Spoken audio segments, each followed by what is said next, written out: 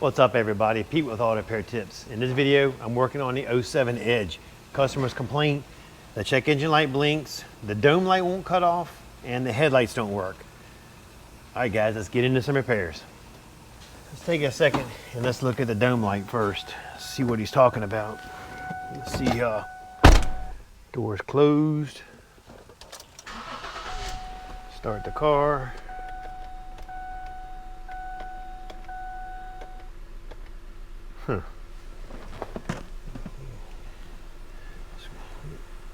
See, this is the switch here.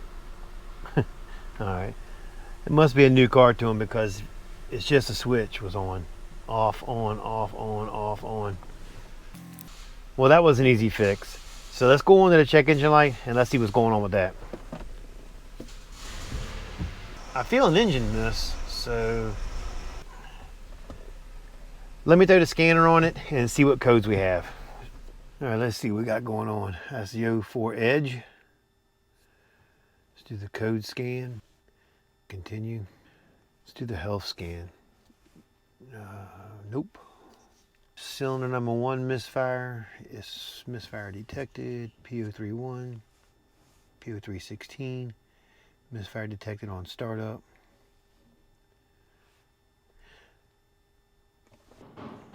So I did a health check on it and running down the codes, it's a 301, a 316. That's just your misfire. Everything else looks good. You go down to the audio control. It's got a U0193, lost communication with digital audio. In the seat module driver, the memory code, the first code is a B2316, passenger mirror, vertical feedback parameter. It's got a circuit fault there. And then we're back to the engine, P0301. All right, only thing we're going to be concerned with is going to be the misfire. So let's go ahead and hit 301, off, hit continue. We'll start it up. We're sitting at 145,000 miles. And if you go right here, believe it or not, the number one repair on 150 to 145,000 miles is your spark plug. And next in line is the ignition coil. Scrolling down, there's no TSBs, and I can feel the misfire in it now. So let's do the smart code. Let's check that out. Continue. Yes, continue. Pulling engine data. One thing about the smart data, it's only going to give me whatever's relevant to that misfire. I'm not going to get all 200 pins. So let's go to bank 1. All right, bank 1. Spark advances off.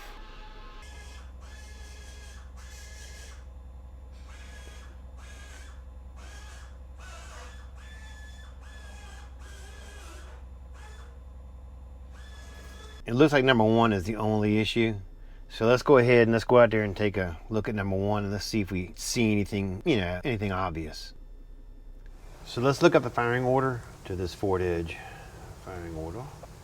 Firing order. Diagram. So looking at it, that's the front of the engine. Number 1 is going to be the back cylinder against the firewall. All right, so let's check that out and see what we got. So looking at this engine here, this is the front of the engine. The number 1 cylinder is the one back over here. And to get to it, we got to take out that upper intake. So let's go ahead and get that out, and then we'll take some readings after that's out. All right, first thing we're gonna do is get this breather box out of the way. Yeah, it's an 8mm. It's got 2 clamps on it that are 8mm. Can't wait for Snapple Man to get here. I lost my deep well 8. Let's see.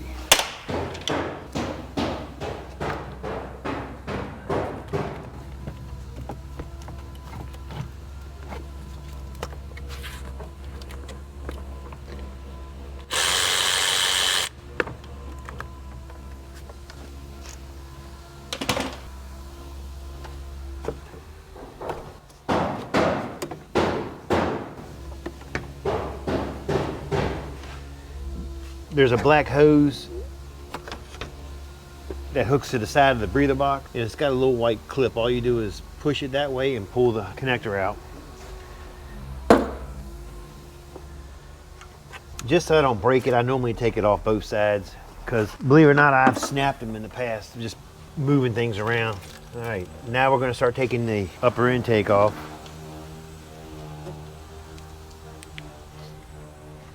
And to get this off, usually there's a hose on the back side right here that's got to come off. And a lot of times there's a bracket, it looks like it's right here, that has to come off. But we'll start by taking these off first. That's the obvious.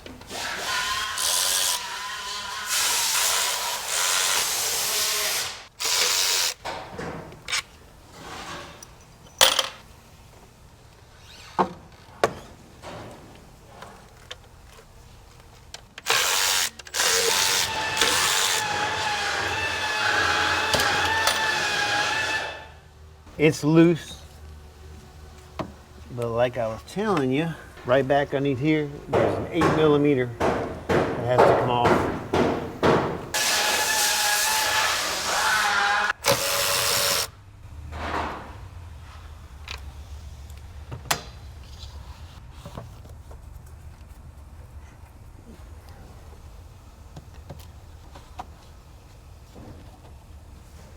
The throttle body, you gotta unplug that, gotta unplug the throttle body.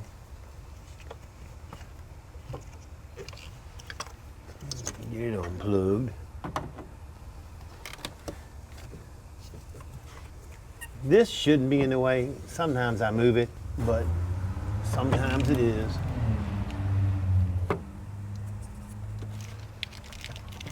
Let's see here. What's got me? There's another bracket right here.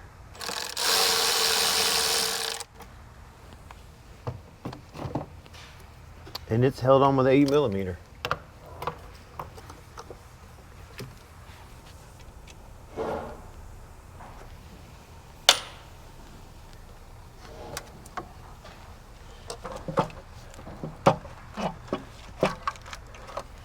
Once you start bringing it this way, you can get your hand on the back side right here to get this one tube unplugged. It should just pull up, straight up, just like that. And there's one straight back here that's got a clip on it, but like I said, once you get it to a certain point, you should be able to start getting it out. Got one right here has to come off. Move it up so we don't break it. That one I'll get with a pair of needle nose pliers. We'll go back there and squeeze the clip and try to get it off that way. Sometimes these work really well. They're kind of fat when you're trying to get these hose clamps, should I say. Okay. One thing about these intakes like this, they made it pretty simple, you know, to take off in case you have to work on it, so it's not like it's super hard to get off. Sometimes hoses and things, they do stick, like this back one here is kind of stuck on there. It kind of grooves with you a little bit, but if you start getting a little pressure on it and the screwdriver on the back side, a lot of times you can get it off that way without breaking nothing.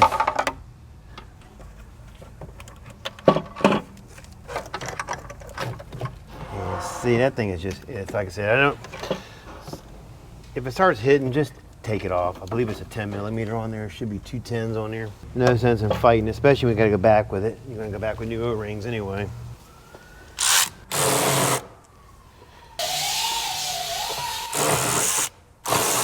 So they're 11s. I lied.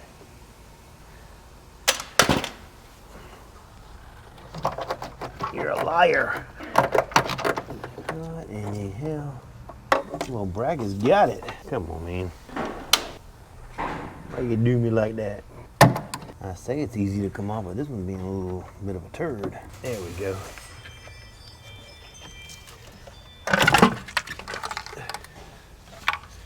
All right. So I looked up some information on this car, and 30,000 miles ago, not us, but someone put some plugs in the car.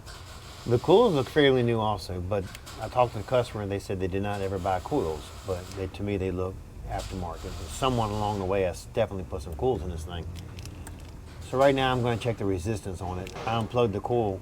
There's a little red tab right here. You move it out, push down and pull it out, and we'll take some readings. All right, the coil's got a 8mm holding it on.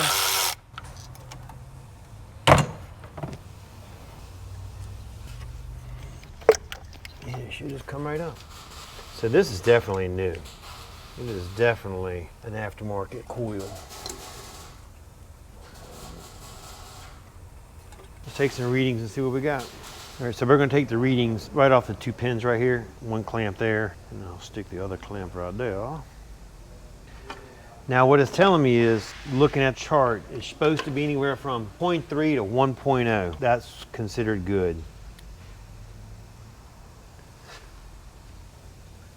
So let's take a look right here and see what we got. So if I get in here to view meter, do you wish to calibrate the meter? Disconnect it. Yes. Connect the 1 and 2 leads together. Yes. Please wait. They are definitely together.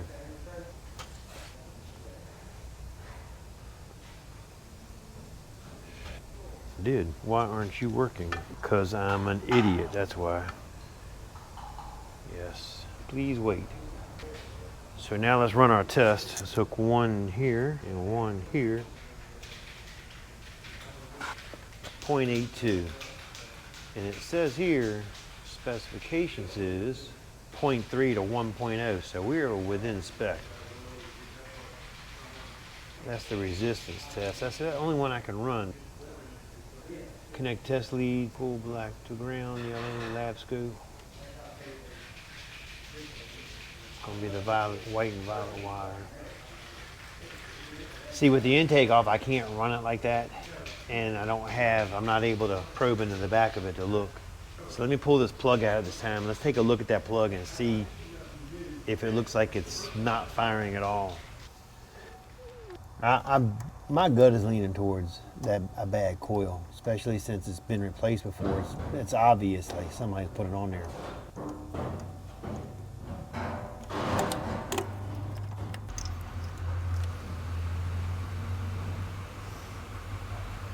You can see, if you look at it, look how wet it is.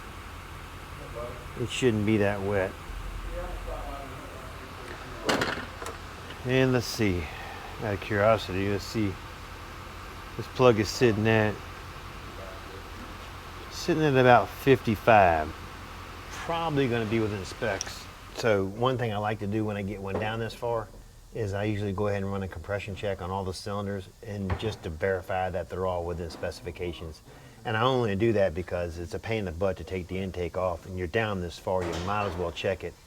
And that way, that does eliminate any question at all about it being a low compression. All right, crank it. Hi-ho. All right, we're sitting at about 125 to 150 on the number 1 cylinder that showed the miss. I'll go ahead and check the rest of them. If they're all within range, we're going to continue on. That's good. After running a compression test, they were all within 5 psi of each other, and that's within specifications. I'm going to go ahead and go with a coil. Someone's definitely been in there before, and it looks like an aftermarket coil. Maybe it happened before they bought the car, but it's probably glitching on them. But we're going to go with a coil. But being just the back side, we're going to go with a coil and a set of plugs. But I'm going to give them the option, because to get to the coil, you do have to take the upper intake off, and I'm going to leave that up to them. I'm going to give them the option if they want to do all 3 coils or just this one. I mean, this is definitely the bad one that's acting up on them. In my past experience, normally when you're doing coils, for some oddball reason, they all seem to start going out at one time.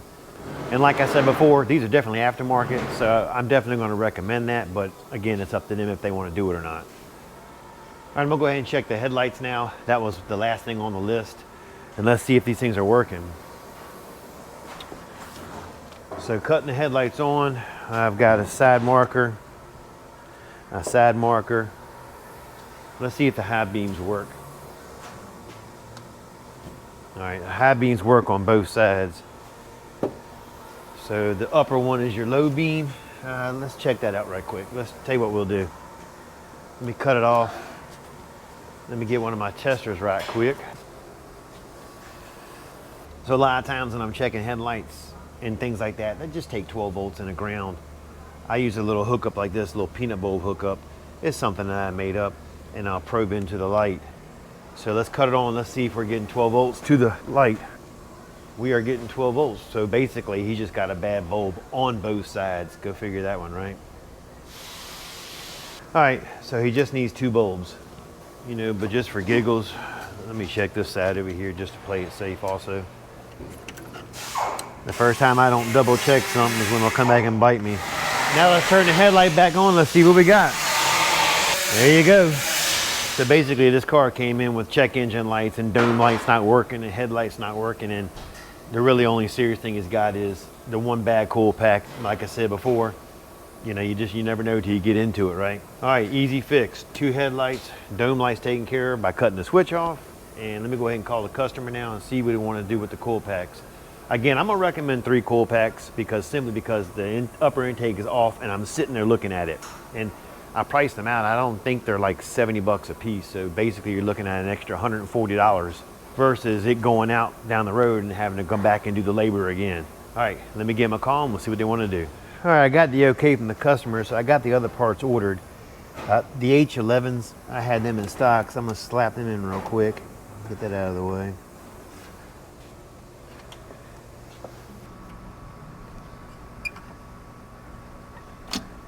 When you're putting the headlights in, try to keep your hands off the bulb here because your oil off your hands could actually, when you cut it on, cause it to blow.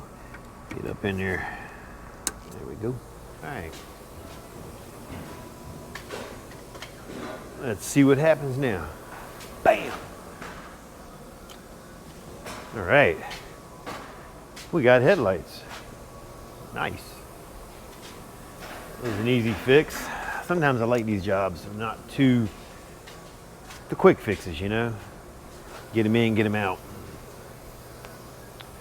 All right, when the rest of the parts get here, we'll get it back together, get the computer on it, check the codes, make sure everything's running good, and get this job out the door. All right, just got the coils in. EBC 1013 are the coils for this car. And they did approve, they went ahead and they won all 3. They said, like I said earlier, because you're sitting right there, it's cheaper to do it now than it is to go back and do it later. So let's go ahead and get these things installed. All right, we're using an auto light plug, XP5364. I'm gonna show you how you put the first coil in, and then the next 3 are just a rinse and repeat.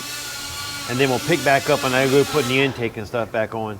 And I'm sorry for all the noise, but let me show you what we got going on. We're restoring a 67 Camaro. I'll put a link in the description below to the series of videos on this car. The spark plug gap on this is a 51 to 57. And we're sitting at a 52, so we're good.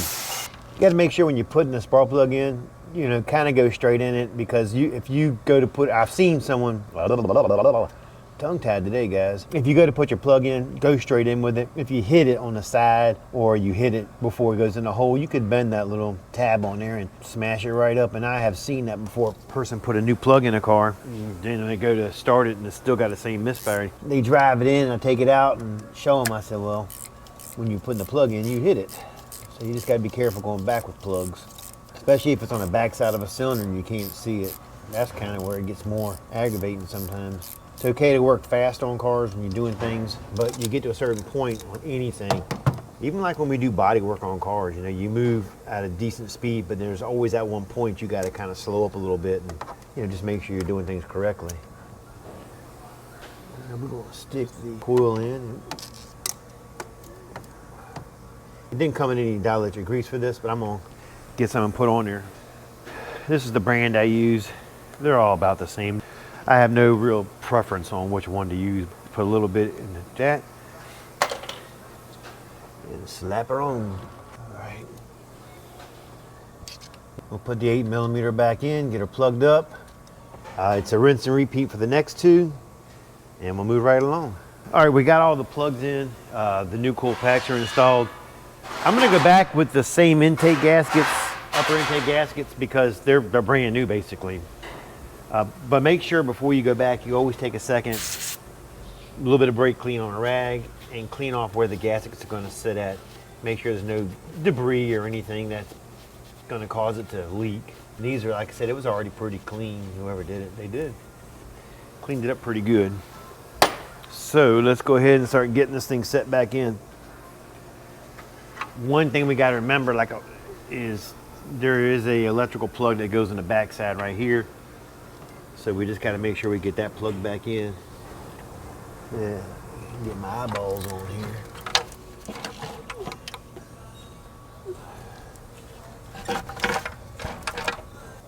I think this is sometimes the hardest part of the whole job, is plugging something in that you can't see. You do have two brackets in the back, one here and one here. Make sure you get those back lined up. Make sure when you're putting these in, always start them by hand first, because you really don't want to cross thread these. You don't want to over torque these bolts. 9 out of 10 times they usually run anywhere between, I don't know, 19 inch-pounds, which is basically, it's just hand tight. Always start from the middle and work your way out.